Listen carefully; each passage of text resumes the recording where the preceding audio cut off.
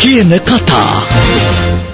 අද පරිත්‍යාගයෙන් රසක් කරලා අපේ පක්ෂය වෙනුවෙන් 5500කට වැඩි ප්‍රමාණයක් අපේක්ෂකයෝ මෙවර පළාත් පාලන මැතිවරණයට ඉදිරිපත් වෙන්න කටයුතු කරනවා.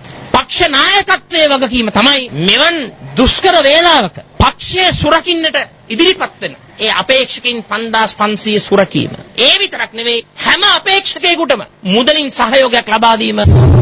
කිසිම ආණ්ඩුවක් ලෝකයේ කිසිම තැනක සියලු ප්‍රශ්න එක විට විසඳලා නැහැ. නමුත් අපි ප්‍රශ්න ප්‍රමාණාත්මකව විශාල ප්‍රමාණයක් තමුන්නාසලා වෙනුවෙන් විසඳලා තියෙනවා. මේ රටේ ජනතාවට උහුල ගන්න බැරි තරමට ජීවන වියදම නැගීගෙන යනවා.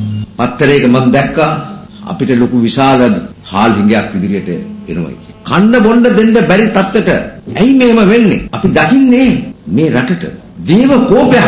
අද මුළු ඕස්ට්‍රේලියාව යට වෙලා ඒක විශාලාමානුරක් උනේ මේ තත්ත්ව නිසා. මේ කාලුගුණික විපර්යාසය ලෝකෙම තියෙනවා. සාධාරණ හානි පැමිණෙන නිසා ආහාර ද්‍රව්‍ය පමණක් නෙවෙයි අනිත් සියලු ද්‍රව්‍ය වල අඩුවක් තමාශයක් එකම කරකට ලෝකෙම ඇති වෙනවා. ඒ නිසා ආණ්ඩුවකට විතරක් මේක කරන්න පුළුවන් කමක් නැහැ. ජනතාව ඒකට එකතු වෙන්න ඕන. ඒකයි අත්තායත් නොනාතෝ කිව්වේ. තමන්ම තමන්ගේ අවශ්‍යතාවයන් සෑහෙන ප්‍රමාණයක් සම්පූර්ණ කරගන්න.